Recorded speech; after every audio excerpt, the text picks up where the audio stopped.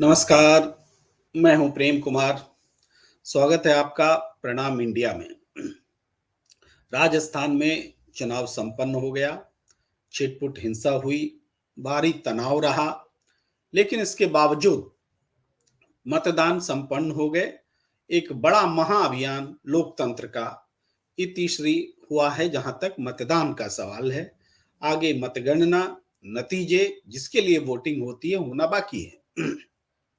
अब सबके मन में यही सवाल है कि जीत कौन रहा है। लेकिन बोलने वाले भी बहुत सारे लोग हैं, विश्लेषण करने का आधार भी अलग-अलग है और उसके आधारों को थोड़ा-सा उस पर मैं बोलना चाहता हूं इससे पहले कि विषय पर आऊं। बहुत सारे लोग मिलेंगे ऐसे विश्लेषक जो सीट के आधार पर, ऐसे कई पत्रकार जो फील्ड में गए, लोगों से बातचीत की और उसके बाद आज मतगणना के बाद अचानक बैठ गए और सभी सीटों का सीटवार विश्लेषण करने लगे कि कहां कौन जीतेगा। अब ये थोड़ा प्रैक्टिकली सोच के देखिए, एक व्यक्ति किसी विधानसभा में जाकर कुछ लोगों से बात कर लेता है, तो उससे क्या उस विधानसभा की जीत हार का की समझ डेवलप हो सकती है क्या? नहीं हो सकती। आप स्वयं जिस विधानसभा में रहते हैं, आपने जहां वोट किया है, वहां की फिजा को क्या बता सकते हैं कि ऐसा ही होगा दावे के साथ? आप बताएंगे, आपके समांतर कोई और बताएगा। तात्पर्य ये है कि कहे तो बहुत सारे लोग रहे हैं, लेकिन हो क्या रहा है इसका एक सिम्टम्स होना चाहिए। ये आधार नहीं हो सकता कि हम इस विधानसभा में इन लोगों को देखा, हमने ऐसा पैटर्न महसूस किया और ये हुआ। कुछ लोगों से बात की तो हम क्या आधार पकड़े, कैसे बताएं कि कौन आ रहा है, कौन क्यों कौन जीत कर आ रहा है। इसके तरीकों को आपको विश्वसनीय बनाने के लिए तर्क आप देखिए कि क्या कौन से तर्क हैं, कौन सा आधार है जिस आधार पर कोई पार्टी आ रही है या नहीं आ रही। अब यहां पर मैं फिर विषय पर आने से पहले थोड़ा सा और इंतजार आपको कराता हूं। वो ये कि जैसे टीवी चैनल्स पर रिपोर्टर्स फील्ड में होते हैं, मैं भी आमतौर पर टीवी चैनल्स में बैठा करता हूं और वहां रिपोर्टर्स जाते हैं लोगों के बीच और लोग उनके पास आते हैं और वो बताते हैं एक तरह की बात। होता क्या है कि कैमरे को देखकर भीड़, और वो भीड़ जो खुद बताने के लिए आतुर है, वो कैमरे को घेर लेती है। दूसरा ये होता है कि कैमरा या माइक वाला व्यक्ति, पत्रकार भी अपने पसंदीदा भीड़ को खोजता है। उसके कारण को व्याख्या करने की जरूरत नहीं है। नतीजा यह है कि देश के नामचीन चैनलों में दो खास किस्म से देखा जाए तो एक ही वॉइस आना शुरू हो जाती है। नतीजा यह है कि ऐसा लगता है जैसे एक पार्टी की धुआंधार जो है तूफान चल रहा है और चुनाव एक तरफा हो गया है। इस मति भ्रम का शिकार आमतौर पर पूरा देश होता है, क्योंकि देश की मुख्य धारा की मीडिया इन दिनों यही कर रही है कि वो इलाके में जाकर रिपोर्टर को अपने पसंदीदा लोगों के बीच में पसंदीदा पार्टी या उसके पक्ष में बुलवाती है, दिन भर बुलवाती है। तो मतदान के दिन वास्तव में ये चुनाव प्रचार है, ये पार्ट ऑफ इलेक्शन कैंपेन है। यानी टेलीविजन की मीडिया का, उसके रिपोर्टर का, उसके कैमरे का एक इलेक्शन कैंपेन, इसको आप मान लीजिए। अब मैं आता हूं विषय पर। सबसे पहले हम ये देखें कि मतदान हुआ क्या, पहले से ज्यादा हुआ, पहले से कम हुआ, उत्साहजनक हुआ, उत्साहजनक नहीं हुआ। यहीं से बात शुरू की जानी चाहिए जब कभी भी हम इलेक्शन रिजल्ट्स की समीक्षा और परिणाम बताते हैं। तो हम ये देखते हैं कि इस बार जब चुनाव वोटिंग शुरू हुई तो वोटिंग का पैटर्न, जैसे अभी पहले मैं तत्काल लेटेस्ट खबर पर आ जाऊं तो लेटेस्ट खबर जो है रात 10 बजे तक की अपडेट ये थी। जो इलेक्शन का टर्नआउट ऐप है इलेक्शन कमीशन ऑफ इंडिया का, वो 70% का है, यानी 70% मतदान हुआ। लेकिन हम आपको ये बता रहे हैं अभी का, अगर अपडेट बताएं कि अभी कितना है, तो हम आपको ये बता सकते हैं कि ये अपडेट और थोड़ा ज्यादा हो करके अब ये 72.5 3 दिखा रहा है, ये शायद हाँ नजर आ जाए, आप अगर देख पाए। देखिए थोड़ा धुंधला है, आप मान लीजिए, मेरे पर भरोसा कर लीजिए, 72.30% वोटिंग हो रही है और अभी रात के 10:37 हुए हैं। रात 10:37 पर 72.3% हो रहा है। अब पहले इस चीज को समझिए, हम ये आपको बता रहे हैं कि दोपहर 3 बजे कितना मतदान हुआ था। दोपहर 3 बजे तक 56% मतदान हुआ था। दोपहर 3 बजे तक कितने घंटे मतदान हुआ था? तो दोपहर 3 बजे तक, सुबह 7 बजे से शुरू हुआ तो 7, 5, 12 और 3, 5, 3, 8 घंटे मतदान हुआ। 8 घंटे में 56% मतदान का मतलब औसतन हर घंटे 7% मतदान हुआ। ठीक है। हम क्या देखते हैं कि हर चुनाव में 3 बजे के बाद वोटिंग की गति तेज हो जाती है, बहुत तेज हो जाती है। लेकिन राजस्थान में ऐसा नहीं हुआ। 5 बजे का आप वोटिंग परसेंटेज देखिए, तो 5 बजे वोटिंग परसेंटेज होता है 68%, 68%।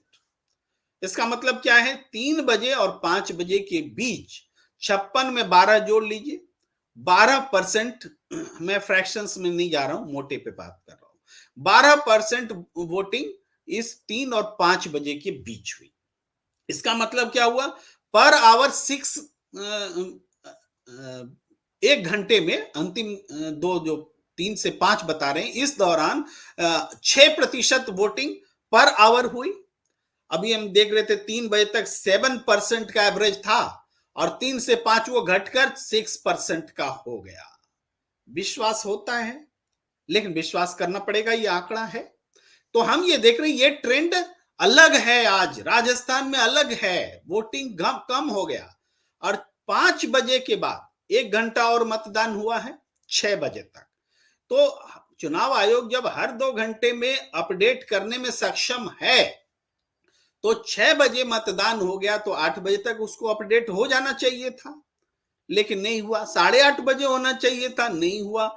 ये इंतजार करते करते ये लगभग 9:45 बजे हमने देखा, 9 बजे के बाद हल्का हल्का पॉइंट बढ़ना शुरू हुआ और हमने जो आपको आंकड़ा बताया, ये 10 बजे आपके स्क्रीन पर है, रात 10 बजे तक का, जो कि 70% मतदान हुआ था। जबकि अभी तक का हमने आपको अपडेट बताया कि 72.30%, 72.46 हो गया है। थोड़ी देर पहले 72.30 था, अब 72.46% मतदान हो गया है। अब इतना डिटेल से बताने का मकसद क्या है? ये इसका मकसद ये है कि राजस्थान के चुनाव की एक प्रवृत्ति रही है, और वो प्रवृत्ति रही है वोटिंग अगर ज्यादा होता है, यानी 3 से 6% के बीच बढ़ जाता है पिछले चुनाव के मुकाबले, तो बीजेपी जीत जाती है। ये प्रवृत्ति रही है। अगर वोटिंग प्रतिशत यथावत रहता है, पहले की तरह रहता है, या कम हो जाता है, या 3% तक बढ़ता है, यानी तो कांग्रेस वापस आ जाती है। ये एक बड़ा ट्रेंड सेट है राजस्थान में अपने इतिहास में, अतीत में जो हुए चुनाव का। अब सुबह से सारे टीवी चैनल्स बम्पर वोटिंग कहे जा रही है, और मैं कह रहा हूं कि ये बम्पर वोटिंग नहीं है। बम्पर वोटिंग तब होगी जब पिछली दफा जो 74.5% का चुनाव हुआ, परसेंटेज वोट पड़े थे, उससे 4-5% ज्यादा हो जाए, तब हम कहेंगे बम्पर वोटिंग। लेकिन अगर पिछली दफा जितना चुनाव हुआ उतना ही चुनाव हो या उससे कम हो, तो हम उसको बम्पर वोटिंग कैसे कहेंगे? लेकिन बम्पर वोटिंग कहने के पीछे भी एक मकसद छिपा हुआ था। वो मकसद था कि बम्पर वोटिंग होगी तो वो ट्रेंड के हिसाब से बताया जा सकेगा कि बीजेपी जीतकर आ रही है। तो आप ये समझिए कि उस ट्रेंड के हिसाब से अब तक के जो आंकड़े हैं, ये जीतकर नहीं आ रही है। अब जो अपडेटेड होके फाइनल आएगा, आप अभी की स्थिति में कह सकते हो सकता है वो 80% चला जाए, नहीं जा सकता। जब वोटिंग परसेंटेज 3 बजे से 5 बजे के बीच गिरने लगा, 7% का एवरेज गिर करके 6% पर आ गया। और उसके बाद का जो वोटिंग है अब तक, यानी वो 68% बढ़कर अब तक 72 ही हुआ है, 72.4 ही हुआ है। तो ये बहुत ज्यादा नहीं बढ़ेगा, अधिक से अधिक 75 तक जाएगा। यानी पिछली दफा जो चुनाव हुआ है उसके ही इर्द गिर्द रहने वाला है।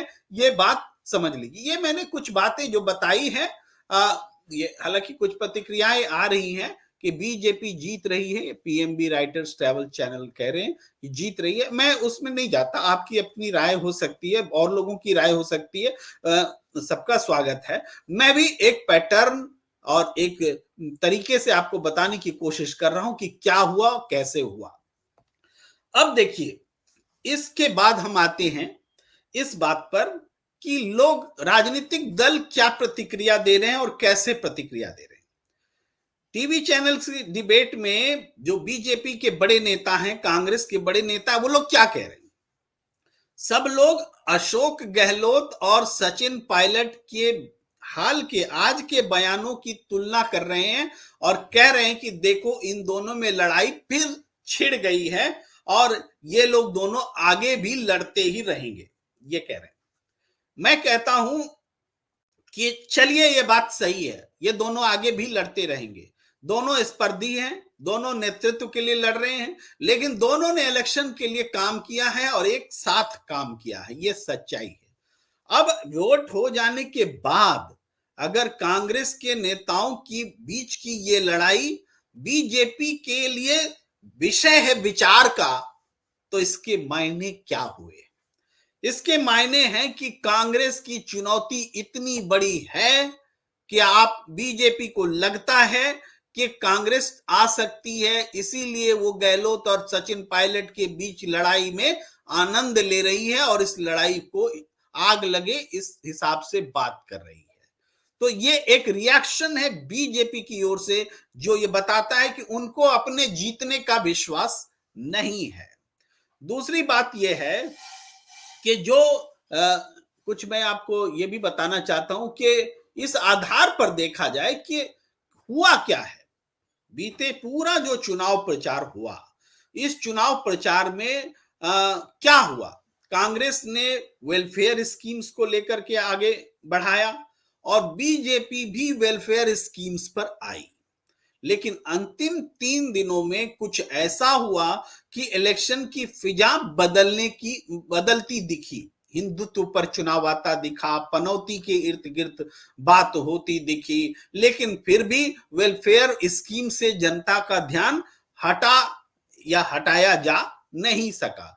मैं कुछ बिंदु लाना चाहता हूं, जल्दी जल्दी में बात करता हूं कि हम ये मान रहे हैं कि बीजेपी हवा हुई और उसके ये कारण रहे क्यों हवा हुई। तो पहली बात है कि मिस फायर हो गया पीएम मोदी का पायलट प्रोजेक्ट, और दूसरी बात है कि कन्हैया लाल के मुद्दे पर लामबंदी नहीं हो सकी, और तीसरी बात है कि वर्ल्ड कप में जीत से थी उम्मीद और चस्पा हो गया पनौती। और भी बातों पर आऊंगा और पॉइंट्स पर मैं जल्दी जल्दी में इसको ब्रीफ करते चलता हूं कि जो पायलट प्रोजेक्ट था, यानी नरेंद्र मोदी जी को ने सोचा कि कांग्रेस के वोट में हम सेंध लगाएं, ये भी उनके संभावित हार का ही रिफ्लेक्शन था कि उनको गुर्जर वोटों की याद आ गई, उनको सचिन पायलट की याद आ गई, उनको सचिन पायलट और अशोक गहलोत में लड़ा करके उनके वोट बैंक को अपनी तरफ डाइवर्ट करने की जरूरत महसूस हुई। उनको, माने किनको, नरेंद्र मोदी जी को, स्टार प्रचारक, मोदी मैजिक वाले नरेंद्र मोदी, उनको ऐसे नरेंद्र मोदी जी को गुर्जर वोटों की याद आई। गुर्जर वोट महत्वपूर्ण है, सचिन पायलट के समर्थक सिर्फ गुर्जर नहीं है, बहुत सारे लोग हैं, हर समुदाय के लोग हैं, लेकिन उनका ध्यान गुर्जर पर था, तो उन वोटों को वो रिझाने की कोशिश की। लेकिन हुआ ये कि सचिन पायलट की अपने समर्थकों के बीच इतनी जोरदार विश्वसनीयता है आज भी कि जब वो खड़े हो जाते हैं, वो बोलने लगते हैं, तो उनके समर्थक उनसे असहमत होकर के भी उनकी बात को मानते हैं। तो इसको सचिन पायलट ने एक वीडियो जारी करके, अपील करके इस हमले का जवाब दिया, और अशोक गहलोत ने भी थोड़ी राजनीतिक बुद्धिमत्ता का परिचय दिया। उन्होंने सचिन पायलट के इस अपील को रीट्वीट करके इस इन दो एक तरह से दोनों ने मिल करके नरेंद्र मोदी का जवाब दिया। तो पायलट प्रोजेक्ट से जो फायदे की उम्मीद बीजेपी को थी, मामूली फायदे की बात मत नहीं मैं नहीं कर रहा, इंटैक्ट बिल्कुल नहीं रहता, ऐसा भी नहीं होता कि नरेंद्र मोदी जी ने जो प्रयास किया बिल्कुल शून्य हो गया, लेकिन मोटे तौर पर जो व्यापक फायदे की उम्मीद बीजेपी कर रही थी वो नहीं हो सकी। ये रहा। और मैं थोड़ा संक्षेप में ही बोलता चलता हूं क्योंकि पॉइंट्स बहुत हैं। अब कन्हैया लाल का मुद्दा था। कन्हैया लाल का मुद्दा राजस्थान के बाहर तो पोलराइज करता है लोगों को, लेकिन राजस्थान में लोग कन्हैया लाल के मुद्दे पर ये जानते हैं कि स्थानीय सरकार ने त्वरित कार्रवाई की थी। ये इस मामले में भारतीय जनता पार्टी के ही पदाधिकारी थे, जो हत्यारे थे वो बीजेपी के पदाधिकारी थे। इस मामले में जांच एनआईए के पास है। इसलिए अगर इन एक्शन या इस तरह की बातों का सवाल उठता है तो इसमें सिर्फ और सिर्फ अशोक गहलोत जिम्मेदार नहीं हो सकते। देश की राजनीतिक परिस्थितियां, धार्मिक आबो हवा और पुलिस मिशनरी, जांच मिशनरी, केंद्र और राज्य सरकार का अपना विलिंग पावर, तमाम कारण इसमें इन्वॉल्व होते हैं। इसलिए एक तरफा कन्हैया लाल जो है अशोक गहलोत और कांग्रेस पार्टी को इस मुद्दे से वोटरों से दूर नहीं कर सकती। तो वो उस हिसाब से रंग नहीं लाया जितना बीजेपी सोच रही थी कि हिंदुत्व के मुद्दे पर हम ले आएंगे। हालांकि कुछ सीटें जरूर हैं जहां पर कि इस मुद्दे ने हिंदू और मुसलमान में पोलराइजेशन किया है, खास करके वहां जहां फायरी स्पीचेज दिए गए, जहां महंत बालकनाथ और दूसरे दूसरे लोग तिजारा जैसी सीट, हवा महल जैसी सीट, इन सीटों पर कुछ लामबंदी हुई है, इससे इनकार नहीं किया जा सकता।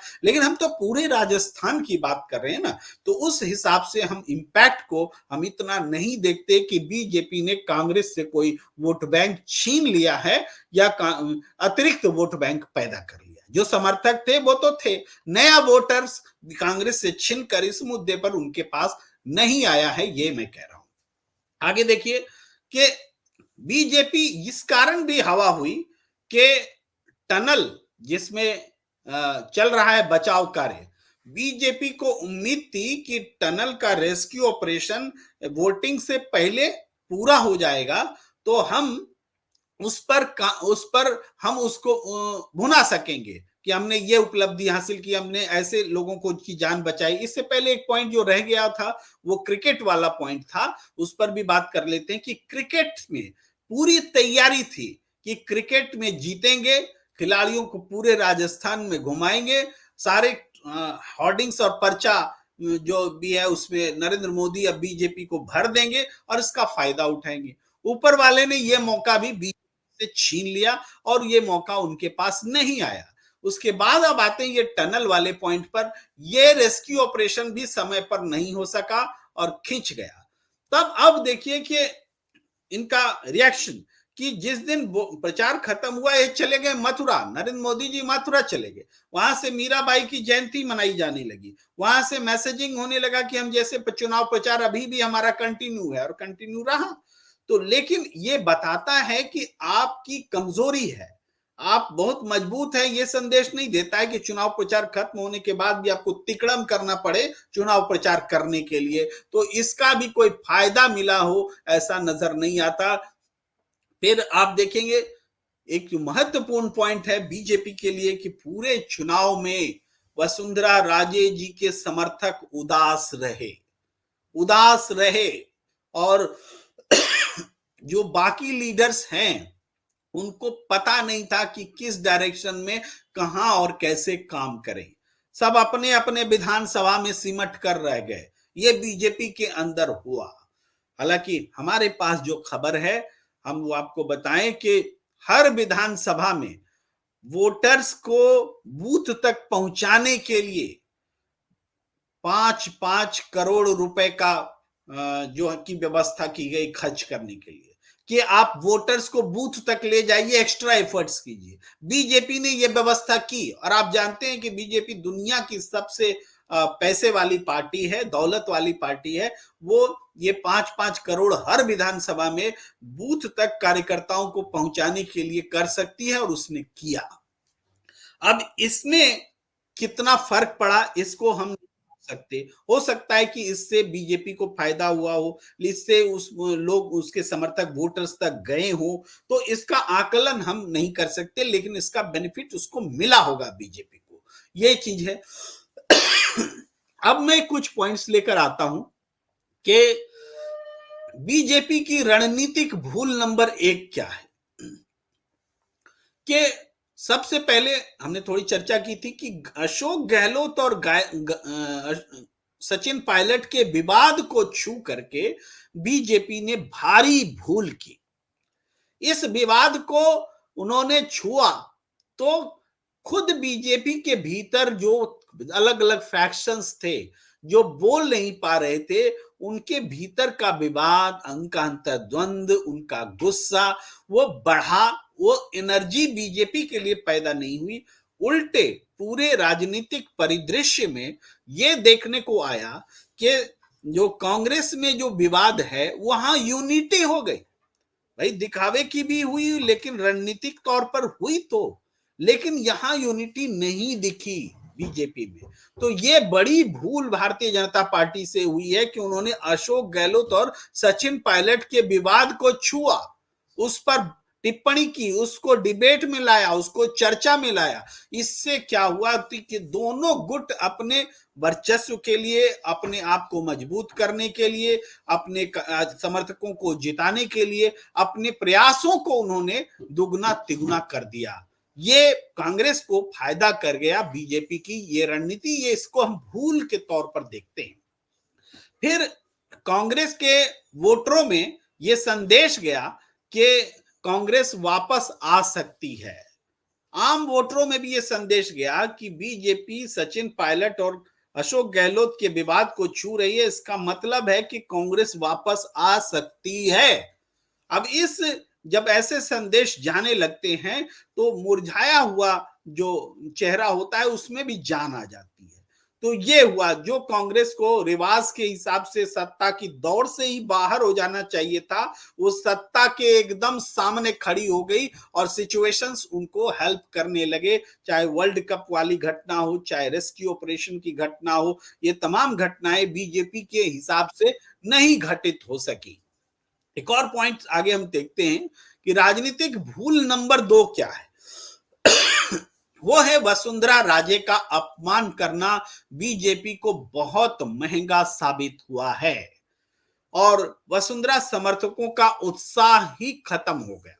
मैं उन सीटों की बात नहीं कर रहा हूं जहां वसुंधरा के समर्थक चुनाव लड़ रहे थे, वहां तो वो अपनी जीतने के लिए भरसक प्रयास करेंगे ही। वसुंधरा राजे उनके लिए दम लगा भी रही हैं और उन्होंने लगाया भी पूरा। लेकिन वसुंधरा राजे के समर्थक जिन सीटों पर नहीं थे, वसुंधरा राजे तो बड़े कद की नेता हैं, उनके समर्थक तो पूरे राजस्थान में हैं। तो उन सीटों पर जहां वसुंधरा के समर्थक नहीं चुनाव लड़ रहे थे, वहां पर बीजेपी कार्यकर्ताओं में उत्साह जो है वसुंधरा राजे के फैक्टर के कारण, उनके अपमान के कारण कम हो गया और वसुंधरा राजे का अपमान लगातार होता रहा। आखिरी समय में दिया कुमारी को उठाया गया। किसी को उठाना गलत नहीं है, आप उठाइए, लेकिन किसी का अपमान करना गलत होता है, एक तरीका होता है, उस पर बीजेपी अमल करती नहीं दिखी। वसुंधरा राजे के साथ जो व्यवहार हुआ उसका खामियाजा पार्टी को भुगतना पड़ा है। इस पॉइंट को हम देख चुके हैं। एक बार अगले पॉइंट पर आते हैं कि क्षमा कीजिए, लगता है 2 बार आ गया। आगे बीजेपी की रणनीतिक भूल नंबर 3 पर आते हैं कि कांग्रेस की पिच पर खेलती रही बीजेपी। बीजेपी कांग्रेस की पिच पर खेलती रही। ये कहने का क्या मतलब हुआ कि कांग्रेस ने जो मुद्दे तय सेट किए उन मुद्दों पर बीजेपी चली, वो भी वेलफेयर स्कीम्स पर आ गई, वह भी गारंटी देने लगी। पूरे चुनाव को गहलोत गारंटी बनाम मोदी गारंटी, कांग्रेस गारंटी बनाम मोदी गारंटी में बदल दिया गया। पहले जहां बीजेपी वसुंधरा राजे को जी को साइड करके कमल के नाम पर चुनाव लड़ने जा रही थी, वो चुनाव अचानक नरेंद्र मोदी जी के चेहरे पर आ गया और क्रमशः आ गया, बिना बोले आ गया। अब तो हार होगी तो नरेंद्र मोदी जी की बदनामी होगी, उनके मैजिक के ध्वस्त होने का वो प्रमाण माना जाएगा। लेकिन इससे पहले वो इससे बचना चाह रहे थे। तो नतीजा ये हुआ कि पूरे बीजेपी में एक भ्रम की स्थिति पैदा हो गई। भाई खास आप याद कीजिए उस बयान को, जब नरेंद्र मोदी जी ने कहा था कि हम जीत कर आएंगे तो गहलोत जी के कल्याणकारी योजनाओं को बंद नहीं करेंगे। ये एक बड़ी भूल थी। इस ऐसा कह करके आपने अशोक गहलोत की कल्याणकारी योजनाओं को पर ठप्पा लगा दिया और एक अशोक गहलोत के पूरे जो कैंपेन था उसमें नई जान ला दी, यानी कांग्रेस का फायदा करा बैठे। अब उसके बाद का जो पॉइंट है कि आखिरी क्षणों में चला हिंदुत्व का दांव। अगर आपको हिंदुत्व का दांव ही चलना था, बीजेपी जिसके लिए जानी जाती है, तो आप उस पर फोकस करते। भाई केवल योगी आदित्यनाथ को लेकर गए, अब गिरिराज सिंह को भी लेकर चले जाते, नरोत्तम मिश्रा को भी लेकर चले जाते, और भी फायर ब्रांड लोगों को लेकर चले जाते, पूरा माहौल ही उग्र हिंदुत्व वाला कर दे सकते थे। लेकिन वो आपने नहीं किया। आप ट्रैप में फंस गए कांग्रेस के वेलफेयर स्कीम्स में, और बहुत आखिरी क्षण में जब आपने ये फैसला किया। और सबसे बड़ी बात है कि आप पूरे यूनिफाइड नहीं कर सके अपनी पार्टी को कि किस डायरेक्शन में ले जाना है, हिंदुत्व वाले डायरेक्शन में या वेलफेयर स्कीम वाले डायरेक्शन में। ये बीजेपी की बड़ी गलती हम मानते हैं, भूल मानते हैं। अब भूल नंबर 4 कि ओबीसी नेताओं की गहलोत के मुकाबले लामबंदी नहीं कर सकी बीजेपी। ओबीसी नेता नरेंद्र मोदी भी हैं, अमित शाह भी हैं, लेकिन स्थानीय स्तर पर भी ओबीसी नेता हैं। जब अशोक गहलोत, जब जब खास करके राहुल गांधी बारंबार आकर के ओबीसी ओबीसी जातीय जनगणना का सवाल उठा रहे थे, तो ये ऐसा नहीं है कि निरर्थक जा रहा था। प्रदेश की आबादी जो है उससे प्रभावित हो रही थी। तो आपको ओबीसी नेताओं को अशोक गहलोत के समांतर लाना चाहिए था। शिवराज सिंह चौहान, मध्य प्रदेश में इलेक्शन खत्म हो गया, आपने शिवराज सिंह चौहान का विजिट नहीं कराया राजस्थान में। आपने उमा भारती का उपयोग न मध्य प्रदेश में किया न राजस्थान में किया। अगर ये ओबीसी के बड़े बड़े चेहरे अगर राजस्थान में आते तो अशोक गहलोत का बेहतर मुकाबला कर सकते थे। वो बीजेपी ने नहीं किया। तो ये क्यों नहीं हुआ? ये संगठन की कमजोरी को बताता है, रणनीति की कमजोरी को बताता है। और इसके अलावा गुर्जर नेताओं को साधने की गंभीर कोशिश नहीं की। आप जान रहे थे, मौका था, आपने चिन्हित भी कर लिया था, पहचाना भी था कि गुर्जर को सचिन पायलट के वजह से, सचिन पायलट की उपेक्षा का सवाल उठा करके कांग्रेस से दूर किया जा सकता है। लेकिन इस पर वर्क करती बीजेपी नहीं नजर आई, सिवाय एक बार राजेश पायलट जी के नाम पर कांग्रेस पर इल्जाम लगाने के।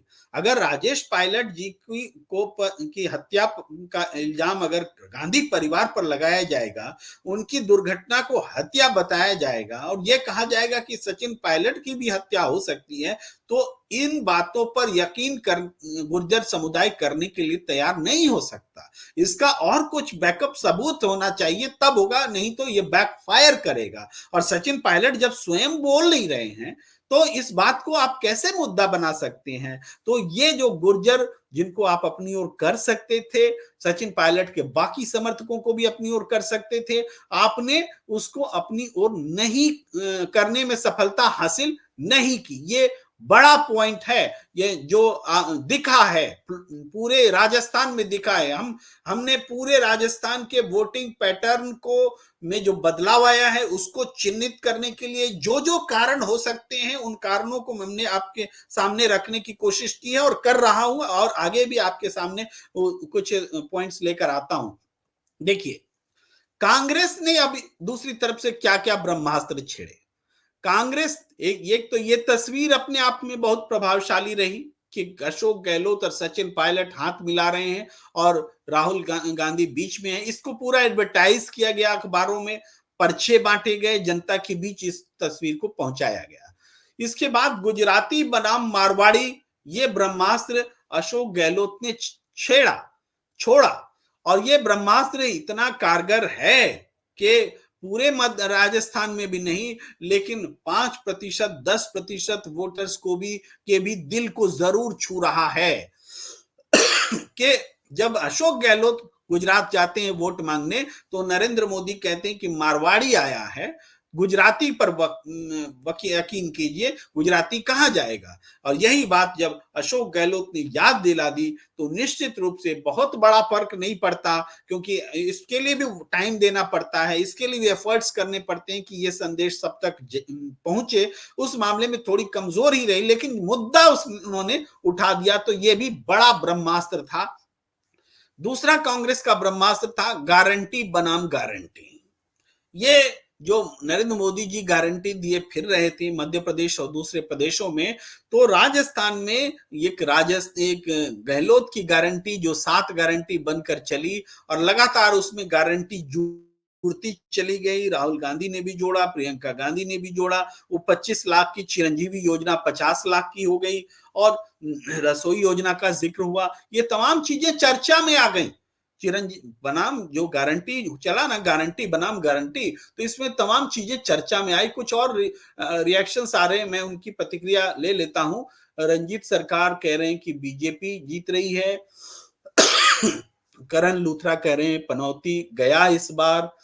कमल रजक कह रहे हैं फिर आ गया 10 जनपद का दिहाड़ी मजदूर। ये संभवतः मेरे लिए टिप्पणी है। और ये विकास राउत कह रहे हैं कांग्रेस विन 105। इकबाल खान कह रहे हैं गुड जॉब।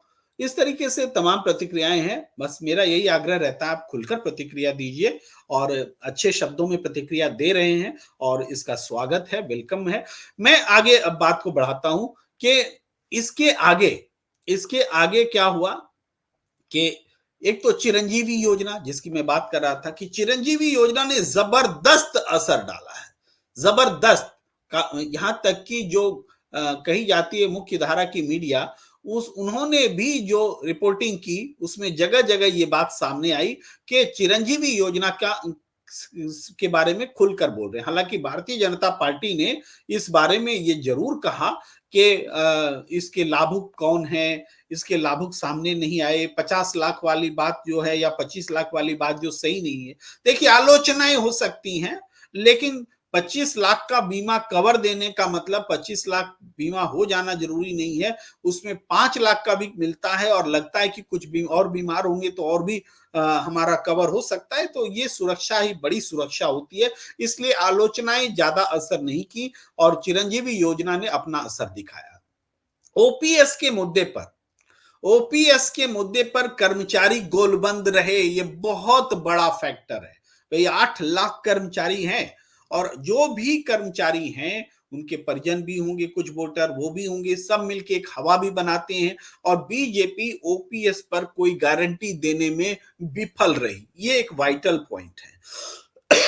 तो जो भी सरकारी कर्मचारी हैं, उन्होंने ओपीएस के सवाल पर कांग्रेस की गारंटी का वेलकम किया, और कोई भी इसके खिलाफ में अब तर्क सुनना नहीं चाहता, क्योंकि ओपीएस को लेने के लिए वो एनपीएस की वकालत करने वाले अधिकारी भी अपने ओपीएस लेते हैं, और दूसरे को बोलते हैं कि ओपीएस लीजिए। ये सारी बातें, खैर इसके विस्तार में नहीं जाता, मैं तो बस अभी चिन्हित कर रहा हूं मुद्दों को।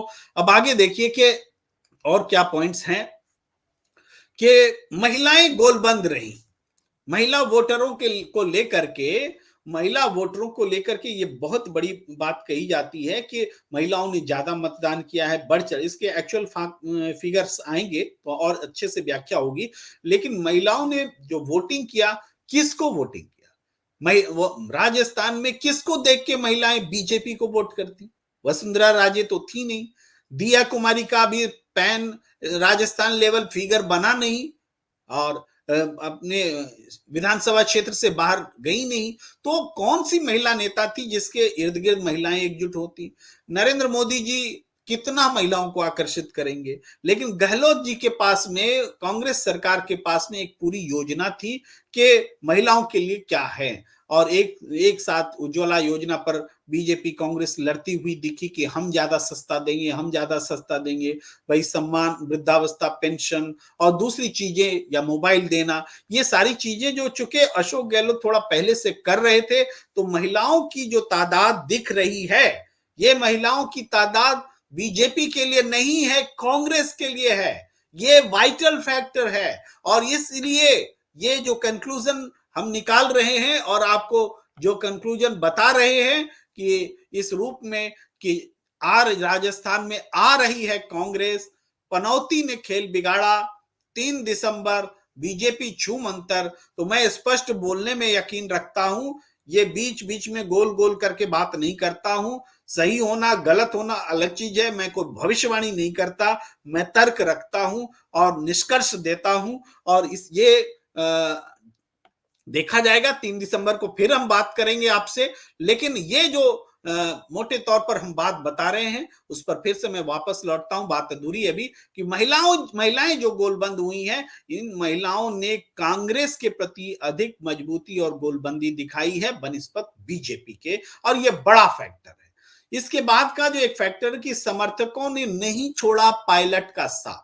सचिन पायलट के साथ जो भी बर्ताव हुआ, व्यवहार हुआ, उसको लेकर सचिन पायलट के समर्थक जरूर उदास रहे और मायूसी रही, एक गुस्सा था कांग्रेस के लिए। इसके बावजूद विपरीत परिस्थितियों में भी सचिन पायलट के समर्थक सचिन पायलट के साथ बने रहे। ये कांग्रेस का ब्रह्मास्त्र है। सचिन पायलट ब्रह्मास्त्र साबित हुए हैं। और पायलट के वीडियो ने तो कमाल कर दिया। पायलट ने जो वीडियो डाले, जो अपील की, और जो राजनीतिक रूप से पॉलिटिकल करेक्ट रहते हुए जो बातें कही, उसने जादुई असर डाला। और उस ट्वीट को गहलोत ने जब रीट्वीट करके अपनी भूल सुधार की, तो ये भी एक बड़ा ब्रह्मास्त्र की तरह काम आया। तो इन बातों को हम समेटते हैं और आखिर में मैं ये सचिन पायलट ने जो ट्वीट किया है उसका जिक्र करना चाहूंगा, और अशोक गहलोत ने भी ट्वीट किया है। सचिन पायलट ने सबका आभार जताया है कि लोकतंत्र के महापर्व में हिस्सा लेने के लिए आप सभी बधाई के पात्र हैं। राजस्थान विधानसभा के इन चुनावों में प्रदेश के हर एक व्यक्ति ने जिस उत्साह से भाग लिया, वो लोकतंत्र के लिए मिसाल है। राजस्थान ने पूरी चुनाव प्रक्रिया के दौरान आपसी सद्भाव और भाईचारे का जो परिचय दिया है, वो तारीफ के काबिल है। कांग्रेस के सभी कार्यकर्ताओं का मैं विशेष रूप से आभार व्यक्त करता हूं, जिन्होंने विधानसभा चुनावों में दिन रात एक कर मेहनत की और सरकार एवं पार्टी का प्रचार किया। आपकी यह मेहनत और प्रतिबद्धता ही पार्टी की असली ताकत है। इस पूरी चुनाव प्रक्रिया को सुचारू ढंग से संपन्न कराने वाले तमाम प्रशासनिक अधिकारियों, मतदान कर्मियों, सुरक्षा में लगे जवानों सहित सहकर्मियों एवं सभी मीडिया कर्मियों का भी मैं आभार व्यक्त करता हूं। आप कहेंगे कि इसको पढ़ने की क्या आवश्यकता है, मैं बताऊंगा कि क्यों। लेकिन इससे पहले अशोक गहलोत का भी आभार देखिए। उन्होंने भी ये जताया है कि धन्यवाद राजस्थान, मेरे प्रदेश के हर एक मतदाता का हृदय से आभार, जिन्होंने अपने मताधिकार से लोकतंत्र को मजबूत बनाने में अपनी भूमिका निभाई।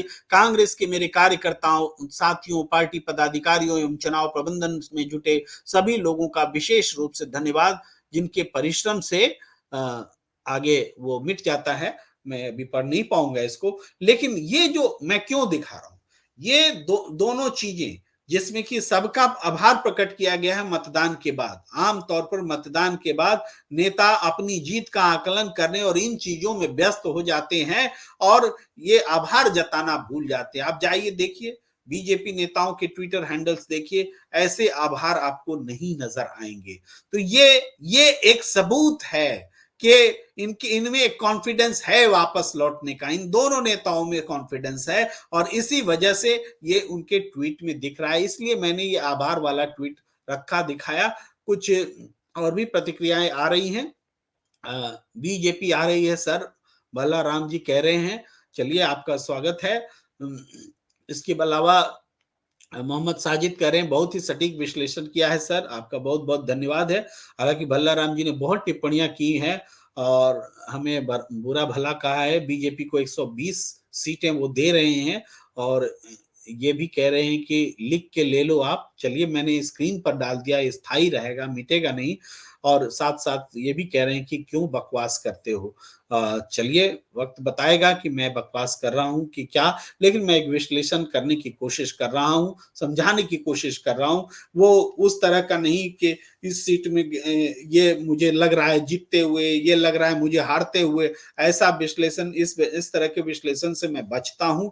मैं पूरे सिम्पटम्स के आधार पर, मुद्दों के आधार पर, नेताओं के रिएक्शंस के आधार पर और उन मुद्दों को किसने क्या क्या उसका रिफ्लेक्शंस आया, इन सारे आधारों पर और आपने देखा होगा इस पूरे लंबे विवेचन के दौरान 40 मिनट का समय हो चुका है, तो मैंने विस्तार से बताया है कि क्यों कांग्रेस आ रही है और बीजेपी ने जो गलती की है उसकी सजा उनको मिलेगी और ये रिवाज जो है बदल रहा है। ये मैंने आपको विस्तार से बताया है। मुझे लगता है कि आप ज़रूर किसी हद तक संतुष्ट होंगे ये, लेकिन मैं आपको ये भी बताऊँ, देखिए पश्चिम बंगाल के समय में भी मैंने इसी तरीके का विश्लेषण किया था, रखा था और उससे पहले लोग यकीन नहीं करते थे।